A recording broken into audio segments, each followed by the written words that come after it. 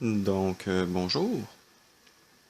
Aujourd'hui dans cette vidéo, j'aurais voulu vous faire une vidéo les présentations du Canidé, mais j'ai pas pu puisque j'ai eu cette TVC et j'ai dû jeter l'ancienne télé et déplacer plein d'autres objets.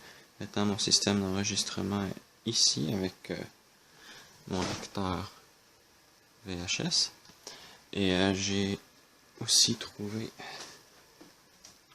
un lecteur cassette dans le fond, mais lui il faut une courroie que je n'ai malheureusement pas, donc je l'arrangerai un autre jour. Donc voilà, donc à cause de cette TV-ci, il y a quand même un gros désordre dans la pièce, donc je vais pas trop vous montrer. Mais ce que je vais vous montrer, c'est un des objets que j'ai eu pour 5$. C'est ce moniteur. Donc il s'agit d'un Panasonic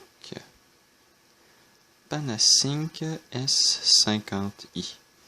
Donc ce moniteur date de janvier 1999.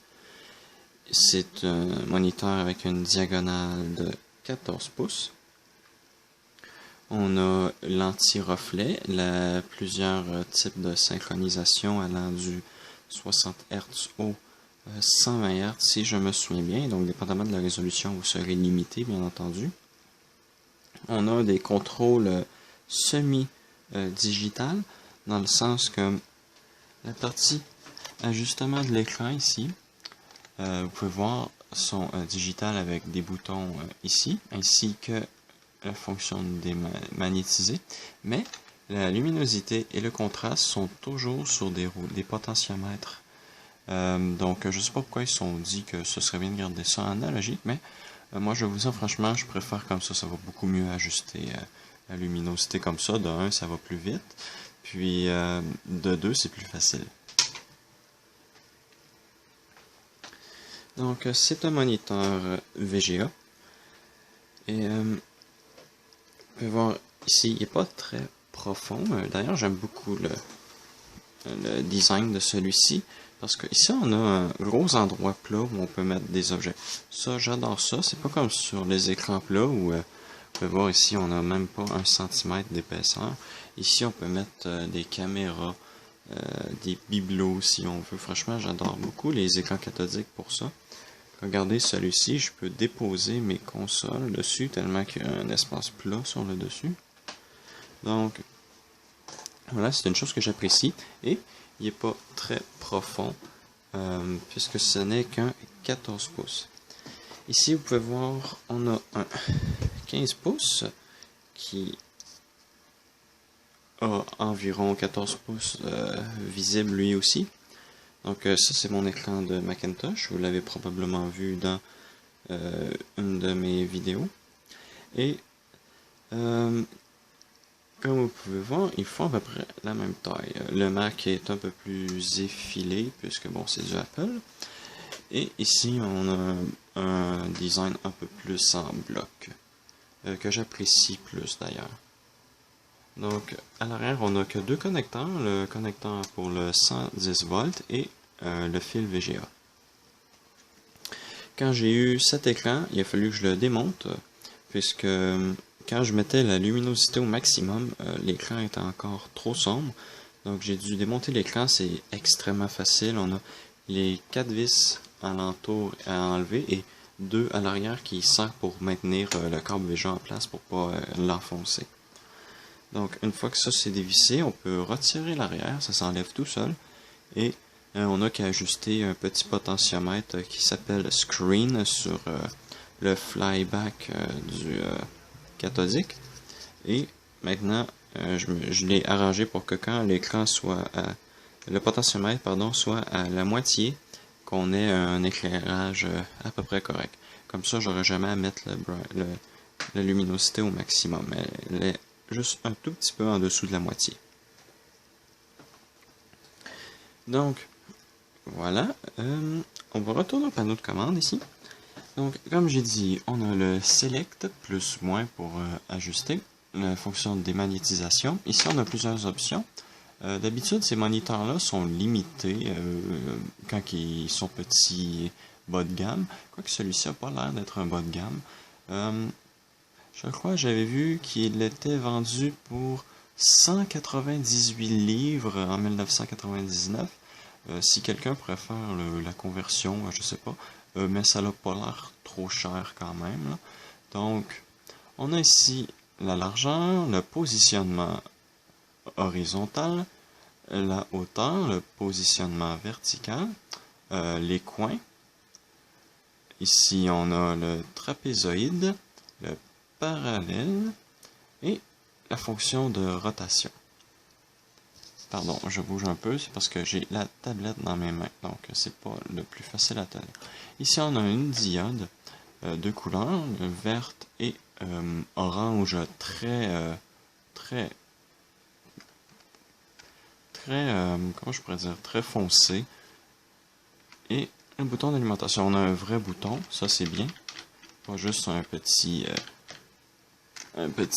bouton qui fait rien. Donc voilà, je vais maintenant démarrer le moniteur avant de démarrer l'ordi. Vous verrez aussi qu'il y a un temps de chauffe assez bas. Oh, en parlant de temps, je viens de me rappeler, je voulais vous dire, quand j'ai démonté ce moniteur-là, il y avait absolument aucune poussière à l'intérieur. Je sais pas, on dirait que c'est un moniteur qui a très peu d'air. Il n'y a aucune brûlure dans l'écran. On voit pas la barre des menus en bas de Windows. On voit pas ni en haut au cas où ça aurait été utilisé sur un Mac. Donc, franchement, cet écran-là semble avoir peu d'heures d'utilisation. Et comme je l'ai dit, quand je l'ai démonté, il n'y avait aucune trace de poussière à l'intérieur. Je sais pas où il a été entreposé ou s'il a été utilisé en fait. Mais c'est bien, si c'est un moniteur de bas heures, franchement, c'est très bien.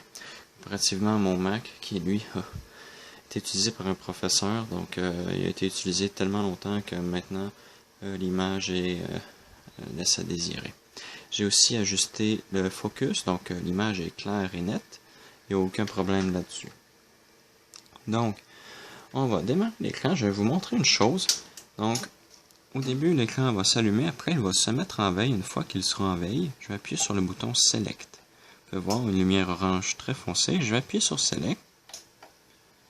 L'écran s'allume et nous verrons un petit écran de test. En fait, j'ai plus l'impression que ça sert pour savoir si l'écran allume. Puis pour voir s'il y a des brûlures à l'intérieur. Sinon, ça sert pas à grand chose. On a une sorte de vert kaki que vous voyez pas vraiment dans l'écran. Ça doit être à cause des néons. Donc, voilà. Donc, moi, je vais allumer le IBM Aptiva. Parce que oui, cet écran, je l'ai acheté spécifiquement pour ce IBM Aptiva. Puisque, vous voyez, l'ordinateur n'est pas très large. Puis, ça la donne que le 14 pouces fait exactement la largeur du IBM Aptiva. Donc, j'ai décidé que je me prendrais un écran d'environ cette taille-là pour cet ordinateur-là. Puis, franchement, je suis vraiment pas déçu. Il fait très bien et il prend pas beaucoup de place puisque c'est un 14 pouces. Donc, on démarre l'ordi puisque j'ai installé OS2 dessus. Puisqu'il est lent, je vais couper parce que ça va prendre probablement 2 minutes 30 secondes avant qu'il rouvre. Donc, je vais laisser ça démarrer, puis je reviens tout de suite après. Donc, voilà.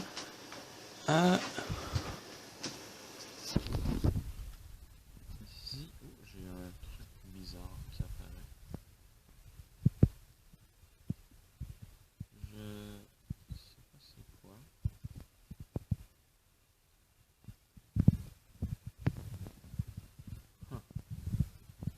Bon, ben, je vais mettre ça de côté. Je vais vous montrer. Donc, voilà, ici, vous pouvez voir, on a une image très claire. Je vais même prendre une lentille pour pouvoir zoomer, puisque ma tablette n'a pas de zoom, bien entendu, ni de focus. Donc, pardon.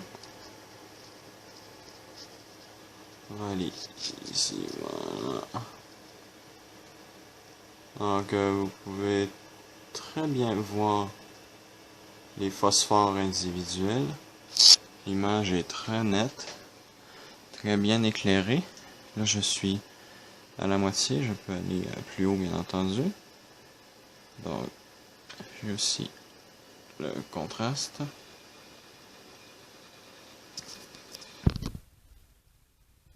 Donc, voilà. En espérant que vous avez apprécié... Pardon. J'ai mis le doigt sur le microphone. Donc, voilà. En espérant que vous avez apprécié cette vidéo. Et, bien entendu, à la prochaine.